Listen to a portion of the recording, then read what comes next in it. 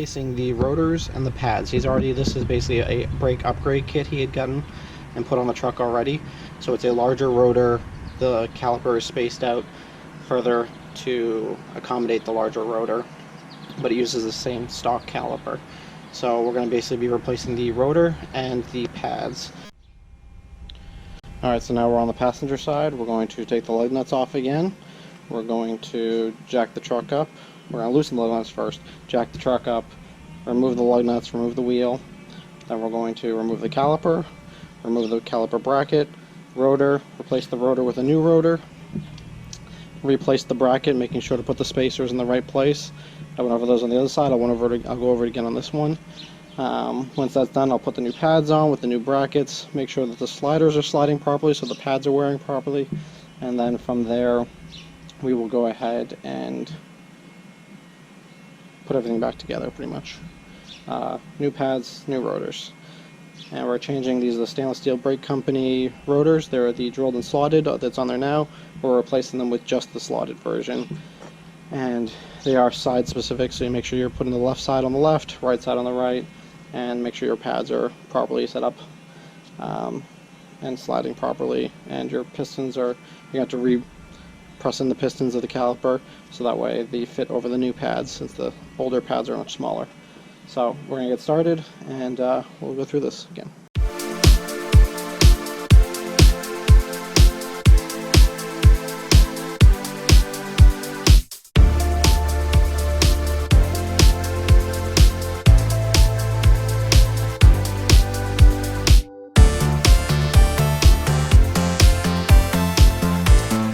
I like to set up the tire as a chair, so when I'm working on the car, the truck, I have a seat to sit on. So let's go ahead and get these calipers off of the truck.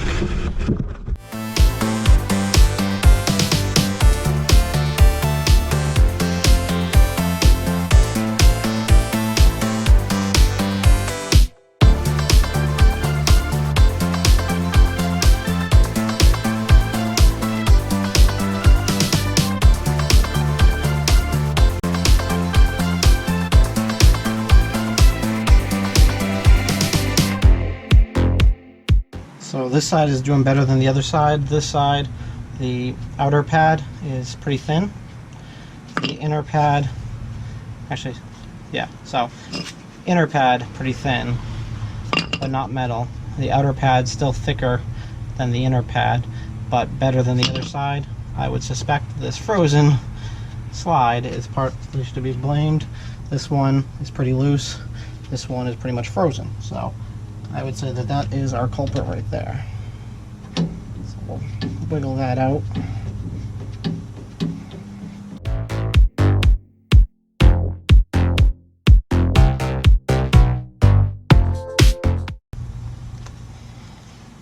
So that right there is the culprit of why these brakes aren't wearing properly.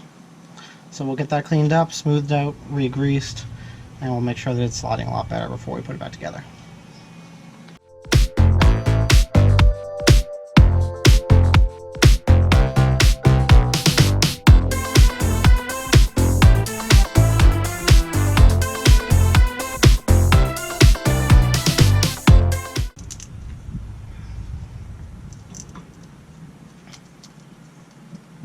Alright, that'll be much better. Alright, let's get this bracket off.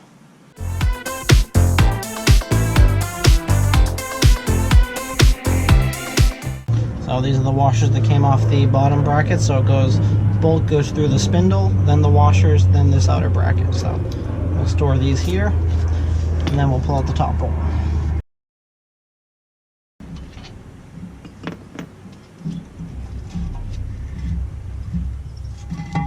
So 2 washers on the top.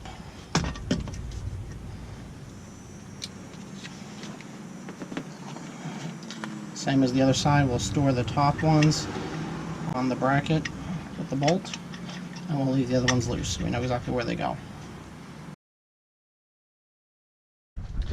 Alright, now again we're going to go and grab the rotor.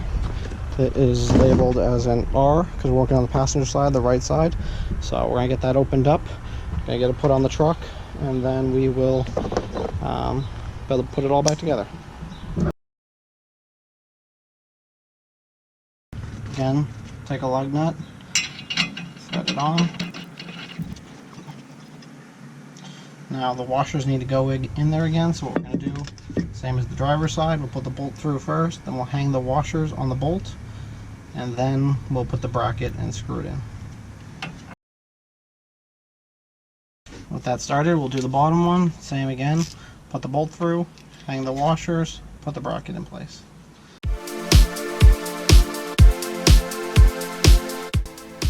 With the bracket in place, I then tightened up the 2 bolts. Once those 2 bolts were tight, I moved on to installing the brake pads. First the metal slides went in place, and then the pads slid in between those. It did require a bit of pressure with a screwdriver to get them in place.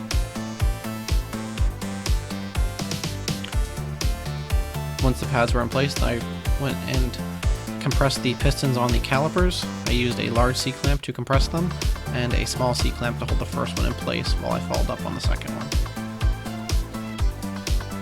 I then installed the caliper onto the brake pads and tightened up the 2 bolts.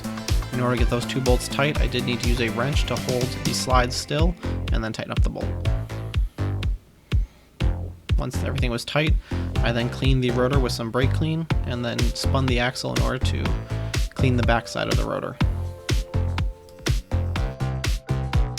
Alright, now we're going to go ahead and put the wheel back on.